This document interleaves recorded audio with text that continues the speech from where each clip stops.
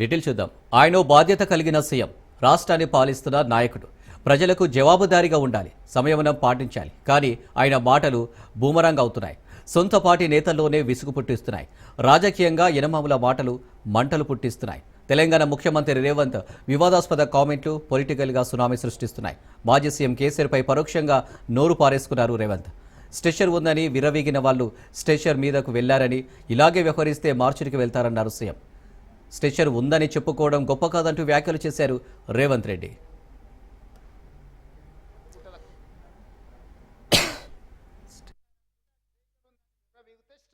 పంపించరు, ఇట్లే చేస్తే ఆ తర్వాత మార్చరికి పోతారు. అది కూడా గుర్తు పెట్టుకోవాలి. తెలంగాణ సీఎం రేవంత్ వ్యాఖ్యలపై గులాబీ లీడర్లు బగ్గుమంటున్నారు. రేవంత్ కు కౌంటర్ ఇచ్చారు మాజీ మంత్రి హరీష్ రావు. ప్రతిపక్షాల మరణం కోరుకోవడం నీచబుద్దన్నారు. రేవంత్ ఉన్మాదిలా మాట్లాడుతున్నారని మండిపడ్డారు హరీష్ రావు. తన చేతగానితనాన్ని ప్రజలకు ఆపాదిస్తున్నారని ఆయన ఫైర్ అయ్యారు. రేవంత్ రెడ్డికి రాజకీయ పరిపక్వత లేదంటూ ఘాటు వ్యాఖ్యలు చేశారు తన్నీరు. అందుకే నిజాన్ని కాకుండా నిందలను నమ్ముకుంటున్నారన్నారు. ఇప్పటికైనా సీఎం చిల్లర వేషాలు మానుకోవాలని సూచించారు హరీష్.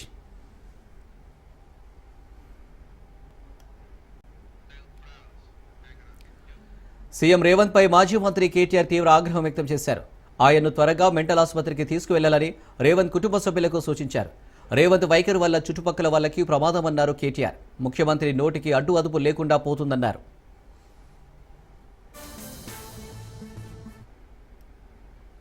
నాకేదో పెద్ద స్ట్రేచర్ ఉందని కొంతమంది మా స్ట్రేచర్ పెద్దదని, ఇంతకుముందే మా ఎమ్మెల్యేలు చెప్పేసిన స్ట్రేచర్ నేను స్ట్రెచర్ మీద కొండి, స్ట్రెచర్ మీద నుంచి మార్చరికి పోతాడు రేపు పొద్దుగాల. స్ట్రేచర్ అనేది పొజిషన్కి ఉంటుంది, ఇండివిజువల్కి ఉండదు. ఇండివిజువల్ పర్సన్కో ఇండివిజువల్ కాస్ట్కో స్ట్రేచర్ ఉండదు. ఎమ్మెల్యేకి స్ట్రేచర్ ఉంటుంది, ప్రభుత్వ ఉద్యోగికి స్ట్రేచర్ ఉంటుంది, ఎమ్మెల్యేకి స్ట్రేచర్ ఉంటుంది, ఎంపీకి స్ట్రేచర్ ఉంటుంది, ఎమ్మెల్సీకి స్ట్రేచర్ ఉంటుంది, మంత్రికి స్ట్రేచర్ ఉంటుంది, ముఖ్యమంత్రికి ఉంటుంది, గవర్నర్కి ఉంటుంది, ప్రధానమంత్రికి ఉంటుంది, రాష్ట్రపతికి ఉంటుంది. ఆ కుర్చీకి స్ట్రేచర్ ఉంటుంది. మీరు మాకు స్ట్రేచర్ ఉందని అనుకుంటే ఆ స్ట్రేచర్ ఉందని విర్రవీగితే స్ట్రెచర్ మీదకి పంపించరు, ఇట్లే చేస్తే ఆ తర్వాత మార్చరికి పోతారు. అది కూడా గుర్తుపెట్టి. గత బీఆర్ఎస్ ప్రభుత్వంపై తీవ్ర విమర్శలు చేశారు సీఎం రేవంత్ రెడ్డి. కేసీఆర్ కుటుంబం మొత్తం ఫ్యామిలీ ప్యాకేజీలే అబద్దాలు మాట్లాడుతున్నారన్నారు.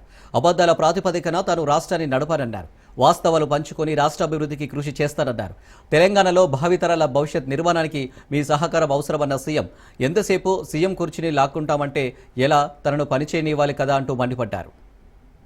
ప్రతి నెల జీతాలు ఇవ్వడానికి 6,500 కోట్లు పోతున్నాయి. ఇంకొక 6,500 కోట్లు అయ్యగారు చేసిన అప్పులకు తప్పులకు ప్రతి నెల 10 తారీఖు లోపల కట్టాల్సి వస్తుంది. 7 లక్షల కోట్ల అప్పులు చేసిండు, కాళేశ్వరం లాంటి తప్పులు చేసిండు. ఈ రెండింటి కలిపి, అప్పులకు తప్పులకు కలిపి, ఇష్టం ఉన్నా లేకపోయినా, నాకు నచ్చినా నచ్చకపోయినా ఆయన నాకు ఇచ్చిన నజరానా ఏందయ్యా అంటే ప్రతి నెల 6,500 కోట్ల రూపాయలు నేను అప్పులోకి కట్టాల్సిందే. నేను ఒక పూట ఉపాసం పండినా బ్యాంకులో, రిజర్వ్ బ్యాంకులో పడంగానే వాళ్ళే గుంజుకుంటారు, నన్ను అడగరు. ఈ 5,000 నుంచి 5,500 కోట్లల్లా షాదీ ముబారక్, కళ్యాణ లక్ష్మి, పెన్షన్, రైతు రుణమాఫీ, రైతు భరోసా, ఇట్లా 25-30 ప్రభుత్వ సంక్షేమ పథకాలు ఉన్నాయి. ఇవి కాకుండా అర్ధాంతరంగా ఆగిపోయిన కాళేశ్వరం కట్టాలి, కూలిపోయిన శ్రీశైలం లెఫ్ట్ బ్యాంక్ కెనాల్ ని కట్టాలి, పాలమూరు రంగారెడ్డి ఎత్తిపోతలు కట్టాలి, రీజనల్ రింగ్ రోడ్ కు నిధులు ఇవ్వాలి. ఈ రాష్ట్రంలో ఏం అభివృద్ధి చేయాలన్నా కూడా ఇందులో నుంచే తీయాలి. ఇవన్నీ నేను చెప్తా. రాష్ట్రం దివాలా తీసిందని బయటికి చెప్తావా నువ్వు అంటాడు. ఉప్పర్ శర్వాని అందరు పరిశాని. ఎన్ని రోజులు కప్పిపుచ్చుకోవాలి? క్యాన్సర్ ముదిరిపోతుంటే నేను బాగున్నా, కండలు తిరిగినాయి, నాకు 6 ప్యాక్ ఉందని ఎన్ని రోజులు అబద్ధం చెప్పాలి నేను? మీరు చెప్పండి. ఈ రాష్ట్రానికి ఆర్థికంగా ఆయన గారు క్యాన్సర్ ఇచ్చిపోయిండు. ఆ క్యాన్సర్ నుంచి నేను కోలుకొని దాన్ని ఏదో రకంగా ఆరోగ్యం సాధించి దీన్ని ముందుకు తీసుకెళ్లాలనే ప్రయత్నం చేస్తుంటే నువ్వేం చేయలేదు, నువ్వు దిగిపో అంటాడు. మీరు అందరు 5 ఏళ్ల కోసం కదా ఎక్కించింది, నా పేరు మీదనే మీ దగ్గరకు వచ్చి దండం పెడితే. రాహుల్ గాంధీ గారు అరే గీననే మా ఓడి నన్ను చూసి ఓటేరి, నన్ను కూడా చూసి ఓటేరి అని 10 నెలలకే దిగిపో అంటాడేంది? 10 ఏళ్ళు కుర్చీలో కూర్చున్నాయన అంటే వాళ్ళ బాధ ఏంది, వాళ్ళ దుఃఖం ఏంది? ఎప్పుడైనా చూసిర్రా వాళ్ళ అసహనం, వాళ్ళ కోపం? ఏం గుంజుకున్నా వాళ్ళది? నేను ఏం ఫామ్ హౌస్ గుంజుకున్నానా? ఈ కుర్చీ కూడా మీరు గుంజుకొని నాకు ఇచ్చారు, నేనేం గుంజుకోలేదే. మీరు అందరు కలిసి ఇక లాభం లేదా, నువ్వు దిగు, ఇక నువ్వు ఉన్నా ఒకటే లేకున్నా ఒకటే, పోతేంత ఉంతేంత అని చెప్పి దించి మీరు అప్పచెప్తారు. నేను పని చేయనియాలి కదా నన్ను. ఇప్పుడు నన్ను పని చేయనిస్తేనే కదా ఇవాళ ఇక్కడికి వచ్చి మీ ముందు నిలబడి మీ నియామక పత్రాలు ఇవ్వగలిగిన కదా. ఆయన 12 ఏళ్లలో చేసినట్టే నేనెందుకు చేయడానికి అవకాశం వస్తుండే? ఆయన పాలమూరు రంగారెడ్డి ఎత్తిపోతలు పూర్తి చేసి ఇవాళ నేను కొట్లాడాల్సిన అవసరం ఎందుకుంది? ఎస్ఎల్బిసి 2005-6లో మొదలుపెట్టింది, 2026 వచ్చిన పూర్తి చేయనందుకే కదా మనం మొదలు పెడితే ప్రమాదం జరిగి 8 మంది ప్రాణాలు కోల్పోయినరు. భీమా, నెట్టంపాడు, కోయిల్ సాగర్, ఏదైనా ఆనాడు మేము కట్టిన శ్రీశైలం, నాగార్జున సాగర్, శ్రీరామ్ సాగర్, ఏ ప్రాజెక్ట్ అయినా చూడండి 60 ఏళ్ళు 70 ఏళ్ల నుంచి నిటారుగా నిలబడి ఎన్నో తుఫాన్లకు ఎన్నో భూకంపాలకు తట్టుకొని నిలబడ్డ ప్రాజెక్టులు మేం కడితే ఆయన గారు 1,00,000 కోట్లు పెట్టి కాళేశ్వరం కడితే కట్టుడు కూలుడు 2 అయిపోయినాయి. పనిమంతుడు పందిరేస్తానంట కుక్కతో తలిగి కూలిపోయిందంట. దానికి మేము కాళేశ్వరం కట్టినాం, మేము కాళేశ్వరం కట్టాం. అది కాళేశ్వరం కాదురా ఆయన, కూలేశ్వరం ఎప్పుడో కూలిపోయింది. ఆయన ఏ మాత్రం సిగ్గుపడకుండా అబద్ధాలు మొత్తం ఫ్యామిలీ ఫ్యామిలీ ఫ్యామిలీ ప్యాకేజ్ లో అబద్ధాలు మాట్లాడతారు. ఒక్కడన్నా ఏమన్నా చక్కగా మాట్లాడతాడు అంటే మీరు చూడు, ఒక్క రూపాయి కూడా దాచిపెట్టను, ఒక్క రూపాయి కూడా నేను అబద్ధం చెప్పను. అబద్ధాలతోని తాతల ముత్తాతల పేర్ల మీద ఎవరి పిల్లలో చచ్చిపోతే ఇంత దూరం నేను రాలే. కష్టాన్ని నమ్ముకొని వచ్చినా, ఉన్నది ఉన్నట్టు చెప్పి ఇంత దూరం వచ్చినా. ఈ రోజు ఇక్కడికి చేరుకున్నా అంటే కష్టము నిజం మాట్లాడడం ఈ రెండే మీరు ఆశీర్వదించి ఇక్కడికి ఇచ్చారు. ఇక్కడికి వచ్చిన తర్వాత అబద్ధాల ప్రాతిపదికన రాష్ట్రాన్ని నడపదలుచుకోలేదు మిత్రులారా. కష్టమైన నష్టమైన మీకు చెప్పి మీకు వివరించి మీ అనుమతి తీసుకొని ఏం చేయమంటే అది నేను చేస్తా. నాకేం చేసేది ఉంది? ఒక్క రూపాయి కూడా ఇంటికి తీసుకెళ్ళాను. నేను చెప్తున్నా, ఏంది లేదు, ఒక బిడ్డ ఉన్నది, పెళ్ళైంది, వాళ్ళు మంచిగా ఉన్నారు, నాకు వయసు ఉంది, కాళ్ళు చేతులు బాగున్నాయి, ఓపిక ఉంది. 20 ఏళ్ళు ఈ తెలంగాణ సమాజ నిర్మాణం కోసం నేను పనిచేస్తా. మీరు అందగా నిలబడుండ్రి. వచ్చినోళ్ళే కాదు ఉన్నోళ్ళకు కూడా చెప్పుండ్రి. ఇది మన ప్రభుత్వం, దీన్ని రక్షించుకోవాల్సిన బాధ్యత మన మీద ఉంది. తెలంగాణ బడ్జెట్ సమావేశాల్లో మొదటి రోజు కావడంతో ఉభయ సభలను ఉద్దేశించి గవర్నర్ ప్రసంగించారు. ఇక అసెంబ్లీకి ప్రతిపక్ష నేత కేసీఆర్ సైతం హాజరయ్యారు. ఈ సందర్భంగా గవర్నర్ కీలక ప్రసంగం చేశారు. రాష్ట్ర ప్రభుత్వం అభివృద్ధి ప్రగతి వైపు అడుగులు వేస్తుంది. మా ప్రభుత్వం సామాజిక న్యాయం సంక్షేమానికి కట్టుబడి ఉందన్నారు. తెలంగాణ ప్రజల కోసమే ఈ బడ్జెట్ కేటాయించామని గవర్నర్ జిష్ణుదేవ్ వర్మ అన్నారు. My government is planning to establish Future City Development Authority to actively promote and plan development of a world-class city that is not only sustainable but aspires to emerge as the net zero city in India. The Future City marks a transformative step in Telangana's urban and industrial growth, spanning 765 square kilometers across 56 villages in 7 mandals. Strategically located between Srisailam and Nagarjuna Sagar highways, this ambitious project integrates smart urban infrastructure, sustainable industrial development and inclusive residential planning. Anchored by an AI city, pharma and manufacturing clusters, along with multimodal mobility and metro access, the future city is designed to boost economic activity, create employment opportunities and enhance quality of life. The Future City Development Authority will ensure seamless execution, making this initiative a model for next generation urban development in India. Telangana assembly budget సమావేశాల్లోనే governor ప్రసంగంపై BRS working president కీలక వ్యాఖ్యలు చేశారు. Governor budget ప్రసంగంలో అన్ని అబద్ధాలు, అర్ధసత్యాలే ఉన్నాయని మండిపడ్డారు. గవర్నర్ ప్రసంగం గాంధీభవన్ కార్యకర్త ప్రసంగంలా ఉందని ఎద్దేవా చేశారు. రాష్ట్ర వ్యాప్తంగా 30% మించి ఎక్కడ రైతు రుణమాఫీ చేయలేదన్నారు. రుణమాఫీ అయిపోయిందని గవర్నర్ నోటితో అబద్ధాలు చెప్పించారని నిప్పులు చెరిగారు. గవర్నర్ గారి ప్రసంగం లాగా లేదు. ఒక మాటలో చెప్పాలంటే గాంధీ భవన్ లో కాంగ్రెస్ కార్యకర్తల ప్రెస్ మీట్ లాగా ఉంది తప్ప గవర్నర్ గారి ప్రసంగం లాగా మాత్రం లేదు. పాపం పెద్ద ఆయన గవర్నర్ గారి నోటెంబడ కూడా చాలా అబద్ధాలు, ఒకటి కాదు రెండు కాదు, ఎన్నో అబద్ధాలు, ఎన్నో అర్ధసత్యాలు, ఎన్నో అసత్యాలు కూడా పాపం వారి నోటెంబడ కూడా పలకాల్సి రావడం మేము కూడా బాధపడతా ఉన్నాం.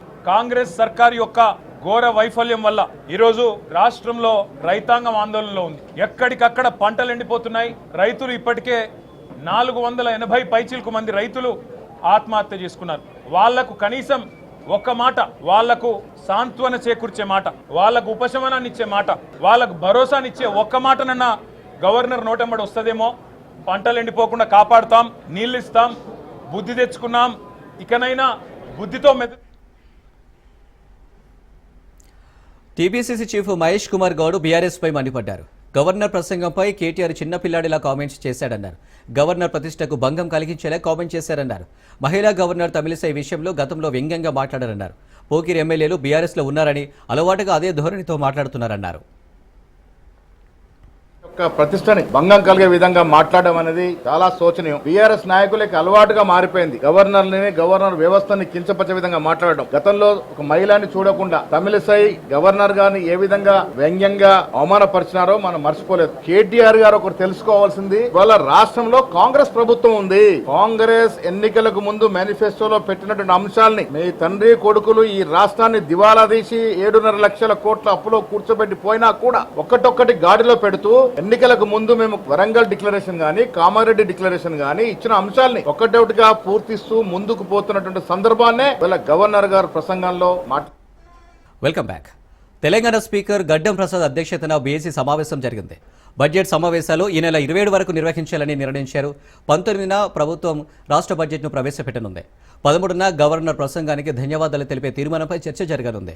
14న హోలీ సందర్భంగా అసెంబ్లీకి సెలవు ప్రకటించారు. ఈ నెల 21 నుంచి 26 వరకు వివిధ పద్ధతులపై సభలో చర్చ చేపట్టనున్నారు.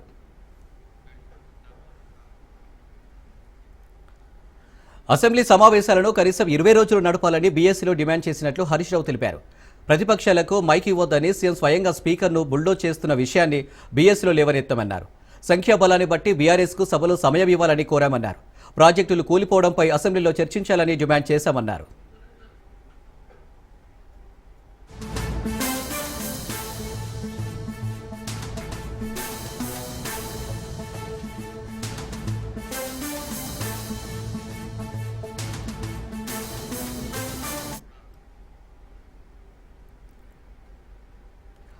సొంత పార్టీ ఎమ్మెల్యేపై సీఎం రేవంత్ రెడ్డి ఆగ్రహం వ్యక్తం చేశారు.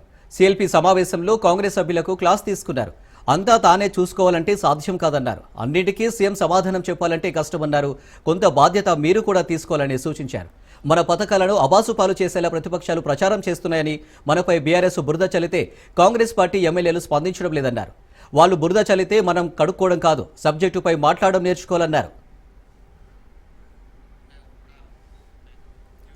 ఏం మాట్లాడాలో ఎమ్మెల్యేలు ప్రిపేర్ కావాలని, సభ జరుగుతుంటే సభలో నుండి బయటకు వెళ్లిన ఎమ్మెల్యే జేవీ రెడ్డిపై సీరియస్ అయ్యారు. ఇంత అనుభవం ఉన్న తమలాంటి వాళ్లే సభలో కూర్చుంటే ఇప్పుడే ఎమ్మెల్యేలు అయిన మీరు సభ జరుగుతుంటే సభలో నుండి బయటకు వెళితే ఎలా అని నిలదీశారు. మొదటిసారి గెలిచిన ఎమ్మెల్యేలకు ఇది ఎంట్రన్స్ టెస్టు లాంటిదన్నారు. ఇప్పుడు సభలో ఉండి సబ్జెక్ట్ నేర్చుకుంటేనే రేపు భవిష్యత్తు, లేదంటే మీ అందరికీ కష్టమేనన్నారు. పెద్దలను చూసి కొత్త ఎమ్మెల్యేలు నేర్చుకోవాలని సూచించారు.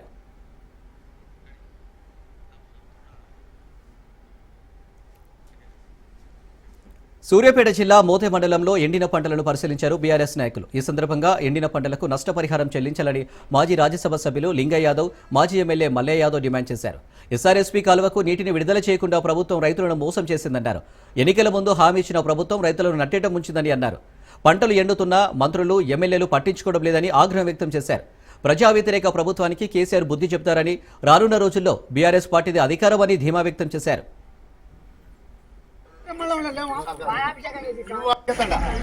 అవగాహన లేని మంత్రులు ఈ రోజు రాష్ట్రంలో ఉండటం మూలాన, అసమర్థ పాలన మూలాన, నమ్మకంతోని నీళ్ళిస్తారనే ధైర్యంతోని ప్రభుత్వం ఇచ్చిన హామీ మేరకు వారబంది ఇస్తామనంటే వేల కోట్ల రూపాయల పెట్టుబడి పెట్టి ఈ రోజు రాష్ట్రం అంతా రైతాంగం పంటలు ఇస్తే పట్టించుకునే నాదులు లేడు. ఒకవైపు కాలువలు ఎండిపోతున్నాయి, పొలాలు ఎండిపోతున్నాయి. మరి కళ్ళుండి చూడలేని కబోదులు లెక్క ఈ కాంగ్రెస్ నాయకులు, మంత్రులు ఎందుకు వ్యవహరిస్తున్నారో అర్థం కావట్లేదు. చేతగాని అసమర్థ గద్దమ్మలు అవసరమైతే ఇవాళ ప్రజాక్షేత్రంలోకి పోతే పంట పొలాలని చూస్తే ఏడుస్తున్న రైతు బాధ ఎందుకు కనపడట్లేదు. ఆఖరికి వేసిన వరిధాన్యాన్ని కళ్ళ ముందే గొర్రెలని బర్రెని మేపుకోవడానికి, ట్రాక్టర్లు పెట్టి దున్నించుకోవడానికి, ఆఖరికి మోటార్ సైకిల్ పెట్టి తగలబెట్టి పరిస్థితి, ఆ దుస్థితి ఈ రైతాంగానికి వస్తే కనీసం ఎకరానికి 40,000 పెట్టుబడి పెట్టి ఒక ఎస్టీ రైతు, ఒక ఎస్సీ రైతు, పేదలందరూ కూడా పెట్టుబడి పోవడంతో పాటు మళ్ళా బతుకుదెరువు ఎట్లా అనేటువంటి పరిస్థితికి వచ్చింది. మళ్ళా పంట పొలాలు ఎండిపోయినాయి. మా డిమాండ్ ఒకటే, ఎస్ఆర్ఎస్పీ ఫేజ్ 2 కు గత 10 సంవత్సరాల్లో 7-8 సంవత్సరాలు కేసీఆర్ గారు ముఖ్యమంత్రి ఉన్నప్పుడు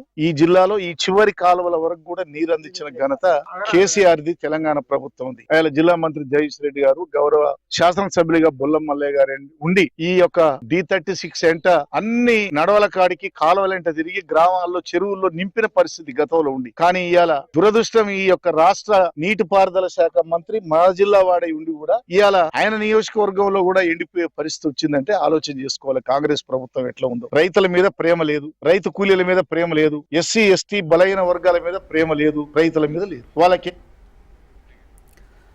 మాజీ ఎంపీ విజయసాయిరెడ్డి సంచలన వ్యాఖ్యలు చేశారు. తనకు జగన్కు మధ్య విభేదాలు సృష్టించారన్నారు. కొందరు ఎదగడానికి తనను కిందకు లాగారన్నారు. కోటేరు నుంచి బయట పెడితేనే జగన్కు భవిష్యత్తు ఉంటుందన్నారు. నాయకుడు చెప్పుడు మాటలు నమ్మకూడదని విజయసాయిరెడ్డి హితవు పలికారు. చెప్పుడు మాటలు నమ్మితే పార్టీకి నష్టమన్నారు.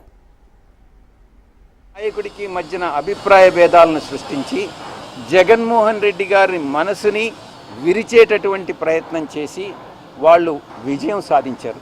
3.5 సంవత్సరం పాటు అవమానాలకు పాలై నేను దిగినటువంటి ప్రతి మెట్టు కూడా కొంతమంది పైకెక్కడం జరిగింది, వాళ్ళు పైకెక్కేదానికి ఉపయోగపడడం జరిగింది.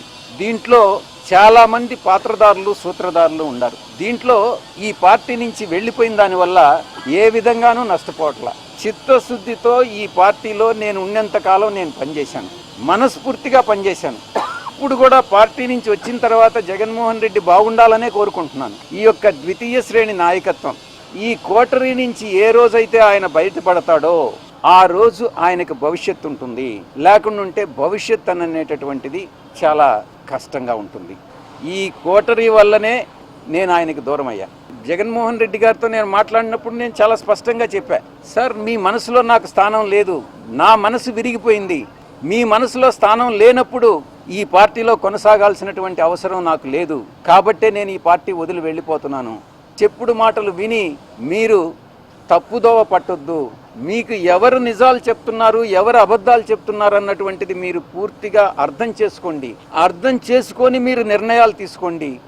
అప్పుడు మీరు ప్రజలకు ఉపయోగపడతారు. మీరు నాయకులు, అధినాయకులు, ముఖ్యమంత్రిగా 5 సంవత్సరాలు పనిచేసినటువంటి అనుభవం ఉంది. భవిష్యత్తులో కూడా మీరు ఇంకా ప్రజలకు సేవ చేయాలి. కాబట్టి ఈ చుట్టూ ఉండేటటువంటి వాళ్ళ మాటలు వినవద్దు అని నేను చాలా ఫోన్లో మాట్లాడిన పండనికి నేను చాలా స్పష్టంగా చెప్పాను. నా మనసు విరిగిపోయింది కాబట్టే నేను పార్టీ నుంచి బయట చేశాను. జగన్ గారే ఉండమని చెప్పి విరిగిన మనసు అతకదు కాబట్టి పార్టీ నుంచి వెళ్ళిపోయాను. తిరిగి ఆ పార్టీలో వైఎస్ఆర్ కాంగ్రెస్ పార్టీలో చేరేటటువంటి ఉద్దేశం నాకు లేదు.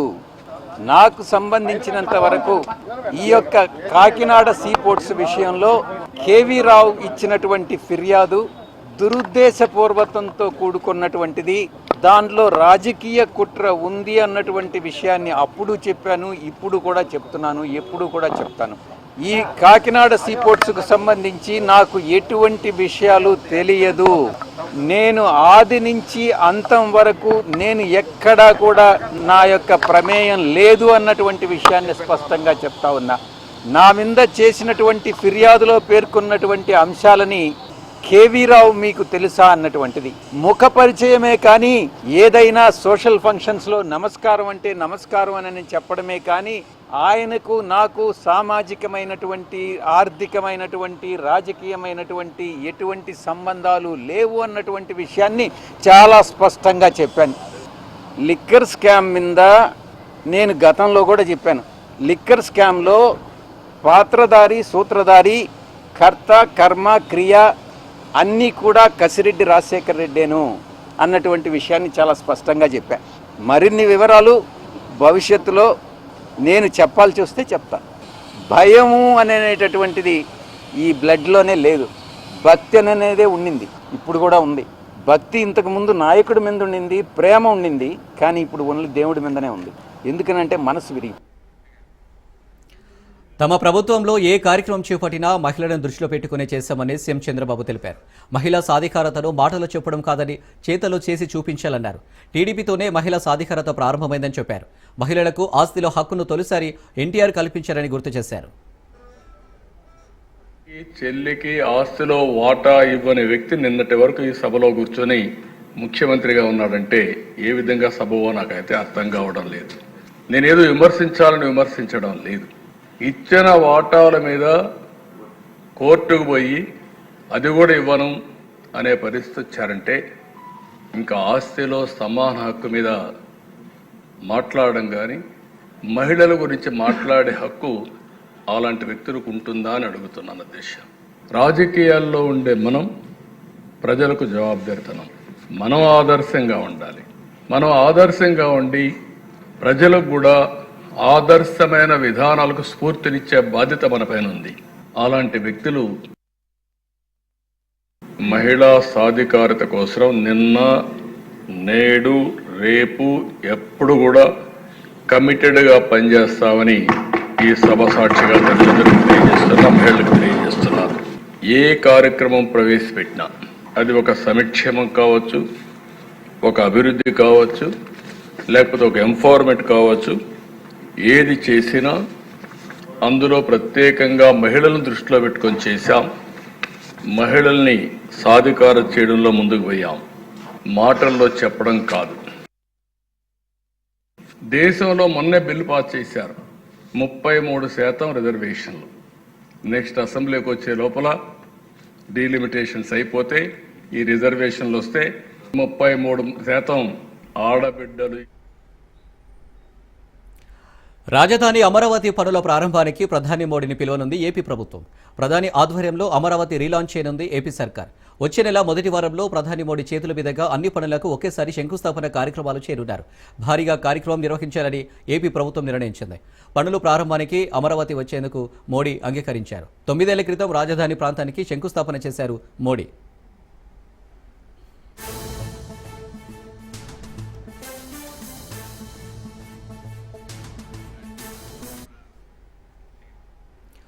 ఏపీలో వైసీపీ 15వ ఆవిర్భావ వేడుకలు ఘనంగా జరిగాయి. వైఎస్ఆర్ విగ్రహానికి నివాళులర్పించిన జగన్ పార్టీ జెండాను ఆవిష్కరించారు. ప్రజల కష్టాల నుంచి వైసీపీ ఆవిర్భవించిందన్నారు జగన్. ప్రజల తరపున పోరాటం చేస్తూనే ఉంటామన్నారు. ప్రతిపక్షంలో కూర్చోవడం తమకు కొత్త కాదన్న జగన్ 3-4 ఏళ్ల తర్వాత అధికారంలోకి వచ్చేది తామేనని ధీమా వ్యక్తం చేశారు. ప్రతిపక్షంలో మనం కూర్చోవడం కొత్త కాదు. ఈ 15 ఏళ్ల మన ప్రయాణంలో 10 సంవత్సరాలు మనం ప్రతిపక్షంలోనే ఉన్నాం. దీటైన సమాధానం అధికారంలో ఉన్న వాళ్ళకు ఎప్పుడు ఇస్తూనే వచ్చాం. కళ్ళు మూసుకొని కళ్ళు తెరిచేసరికి సంవత్సరం అయిపోయింది. ఇప్పటికే మరో 3 సంవత్సరాలు 4 సంవత్సరాలలో మళ్ళీ ఈసారి వచ్చేది మళ్ళీ వైఎస్ఆర్సీపీ పార్టీనే. గుంటూరులో జగన్ పిలుపు మేరకు యువత పోరు కార్యక్రమం చేపట్టారు. పట్టణంలోని స్వామి థియేటర్ నుండి కలెక్టరేట్ వరకు పెద్ద ఎత్తున ర్యాలీ నిర్వహించారు.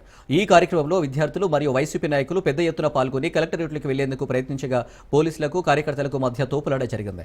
అనంతరం వైసీపీ నాయకులు విద్యార్థుల సమస్యలపై కలెక్టర్ని కలిసి వినతి పత్రం అందించారు.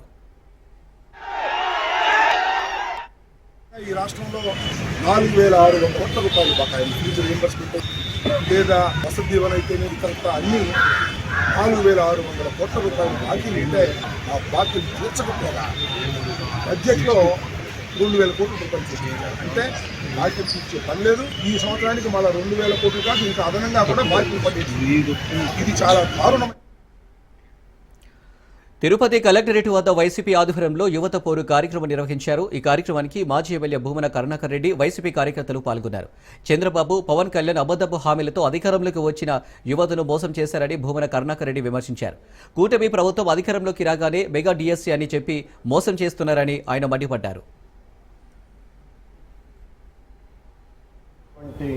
విద్యార్థులను, యువతని, అన్ని వర్గాలని దగా చేసి తప్పుడు వాగ్దానాలు చేసి అమలు చేయను అని మనసులో అనుకొని ఇవన్నీ కూడా మీకు చేస్తాను అనని జగన్మోహన్ రెడ్డి గారు ఇచ్చిన పథకాల కంటే దాదాపు 2.5 లక్షల కోట్ల రూపాయలు 5 సంవత్సరాల కాలంలో పేద ప్రజలకంతా కూడా ఇస్తానని ఎన్నికలప్పుడు వాగ్దానం చేసి అధికారంలోకి వచ్చిన తర్వాత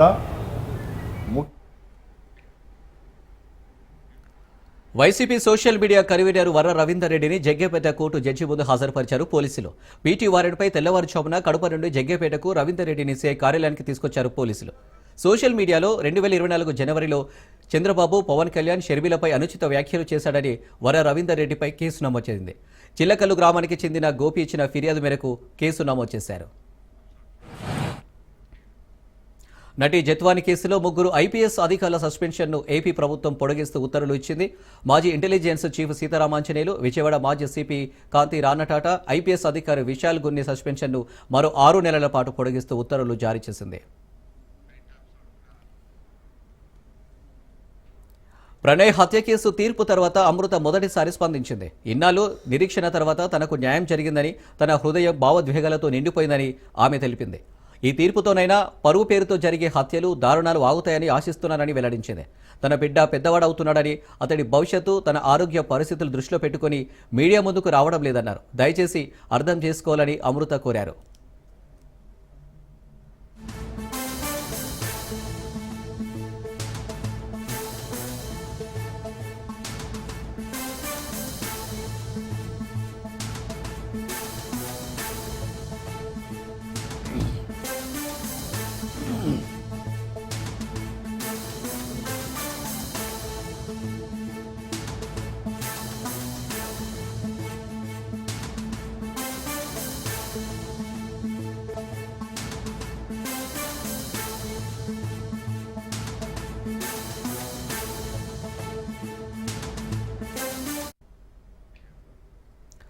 సోషల్ మీడియాలో సీఎం రేవంత్పై అనుచిత వ్యాఖ్యలు చేసిన వీడియోలను పోస్టు చేసిన ఇద్దరు మహిళా జర్నలిస్టులను అరెస్టు చేశారు.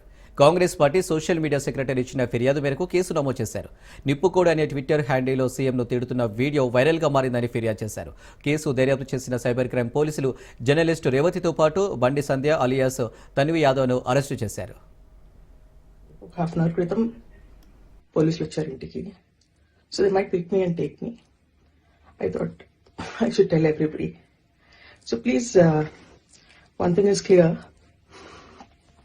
Revanth Reddy wants to silence me or threaten me or even 2 రోజుల క్రితం అంటే 10వ తారీఖు నాడు మధ్యాహ్నం సైబర్ క్రైమ్ పిఎస్ లో కైలాషన్ అనే వ్యక్తి Congress party Telangana state social media in-charge ఒక కంప్లైంట్ ఇచ్చారు. ఒక నిప్పుకోడి అనే ప్రొఫైల్ ఎక్స్ ప్రొఫైల్ లో ఒక ఆనరబుల్ సీఎం గారు రేవంత్ రెడ్డి గారికి వ్యతిరేకంగా అతను ఇన్సల్ట్ చేస్తూ అబ్యూజివ్ కామెంట్స్ చేస్తూ చాలా డిరాగేటరీగా డిస్రెస్పెక్ట్ఫుల్ గా ఒక వీడియో సర్క్యులేట్ అవుతుందని చెప్పి ఒక కంప్లైంట్ లాడ్జ్ చేశారు. దీని మీద దర్యాప్తు చేసి చర్య చేపట్టాలని కంప్లైంట్ ఇచ్చారు. ఇందులో దర్యాప్తులో భాగంగా ఇన్వెస్టిగేటివ్ టీమ్స్ 2014 నుండి 2023 వరకు ఏడాదికో ఉత్తమ చిత్రం చొప్పున గద్దర్ అవార్డులను ప్రకటిస్తామన్నారు దిల్ రాజు. ఏప్రిల్లో అంగరంగ వైభవంగా అవార్డుల వేడుకను నిర్వహిస్తామని తెలిపారు.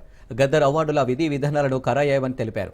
సినిమా అవార్డుల అంశాన్ని వివాదం చేయవద్దని ఆయన విజ్ఞప్తి చేశారు. 2024లో అంతకుముందు ఉమ్మడి రాష్ట్రం ఉన్నప్పుడు ఎలాంటి అవార్డ్స్ ఉన్నాయో అన్ని అవార్డ్స్ ఉంచుతూ 1-2 మార్పులు జరిగాయి. మెజారిటీగా అలాగే ఉన్నాయి. దాంతోపాటు తమిళనాడులో హిందీ వివాదం నడుస్తుంది. ఇదే అంశంపై ఇన్ఫోసిస్ సహా వ్యవస్థాపకుడు నారాయణమూర్తి భార్య రాజ్యసభ ఎంపీ సుధామూర్తి స్పందించారు. ఒక వ్యక్తి బహుళ భాషలు నేర్చుకుంటే తప్పేంటి అని ప్రశ్నించారు.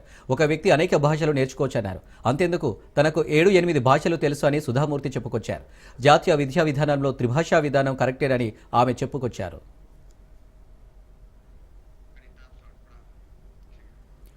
రన్యారావు వ్యవహారం కర్ణాటకతో పాటు దేశవ్యాప్తంగా సంచలనంగా మారింది. డిపార్ట్మెంటు అధికారుల సూచన మేరకు ప్రోటోకాల్ అందించామని డీఆర్ఐ అధికారుల ముందు పోలీస్ అధికారి అంగీకరించారు. దీంతో ఈ కేసులో పోలీసు డిపార్ట్మెంటు అధికారుల సూచన మేరకే ప్రోటోకాల్ మంజూరు వారు అంగీకరించారు అని డీఆర్ఐ తరపున వాదించిన స్పెషల్ ప్రాసిక్యూటర్ మాధవరావు కోర్టుకు తెలిపారు. దేశీయ స్టాక్ మార్కెట్లు స్వల్ప నష్టాల్లో ముగిశాయి. అంతర్జాతీయ మార్కెట్ల నుంచి ప్రతికూల సంకేతాలు ఐటీ స్టాక్స్లో అమ్మకాలు మన మార్కెట్లపై ప్రభావం చూపాయి. ట్రేడింగ్ ముగిసే సమయానికి సెన్సెక్స్ 72 పాయింట్లు కోల్పోయి 74,029 వద్ద ముగిసింది. నిఫ్టీ 27 పాయింట్లు నష్టపోయి 22,470 వద్ద స్థిరపడింది. అమెరికా డాలర్తో రూపాయి మారకం విలువ 87.21గా ఉంది.